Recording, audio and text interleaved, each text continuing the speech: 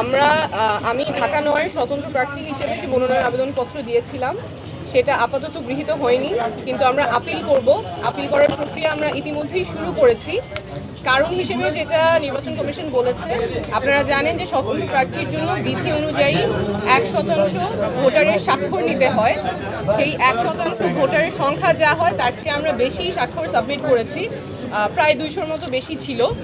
সেখান থেকে ওনারা দৈবচয়নের মাধ্যমে 10 জনের ভেরিফিকেশন করতে গিয়েছেন, সত্যতা যাচাই করতে গিয়েছেন। সেখানে 8 জনের ওনারা তথ্য সঠিক পেয়েছেন। 2 জনের ক্ষেত্রে ওনারা মানুষটাকে খুঁজে পেয়েছেন, সত্যতা যাচাই করতে পেরেছেন,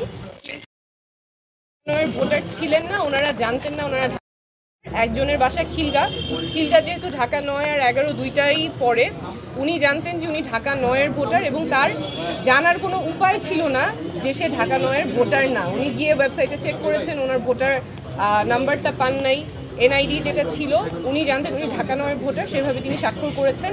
আরেকজন যার ব্যতিক্রমে এসেছে, তার কাছেও যে হার্ড কপি আছে এনআইডির, সেই এনআইডির ঠিকানা অনুযায়ী উনিও ঢাকা 9-এর ভোটার, কিন্তু নির্বাচন কমিশনের কাছে তথ্য আছে যে তিনি ঢাকা 9-এর ভোটার না, সেটাও তার জানার কোনো উপায় ছিল না। তো যেই 2 জনের কথা ওনারা বলেছেন যাদের সত্যতা পেয়েছেন কিন্তু ঢাকা 9-এর ভোটার না, এই 2 জনের ক্ষেত্রেই তাদের জানার কোনো উপায় ছিল না যে তারা কোন এলাকার ভোটার এবং ঢাকা 9-এর ভোটার না। ওনারা জানতেন যে ওনারা ঢাকা 9-এর ভোটার, সেই অনুযায়ী ওনারা স্বাক্ষর দিয়েছেন এবং নির্বাচন কমিশন কোনো উপায় রাখে নাই ভোটারদের জানার জন্য যে তারা কোন আসনের ভোটার কিংবা ভোটার। অবশ্যই আশাবাদী বলেই তো আমরা মাঠে আছি। আমাদের যেই যাত্রা, আমাদের যে লড়াই, স্বচ্ছতা জবাবদিহিতার রাজনীতির লড়াই, চ্যালেঞ্জ তো আছে। এই যে যেমন আজকে এই যেটা চ্যালেঞ্জ হলো, আসলে আমাদের তো রাইট টু ইনফরমেশন ওভাবে থাকে না।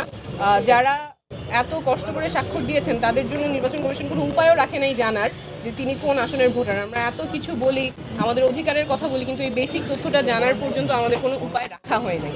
অবশ্যই চ্যালেঞ্জ আছে, তার সাথে অনেক পজিটিভও আছে।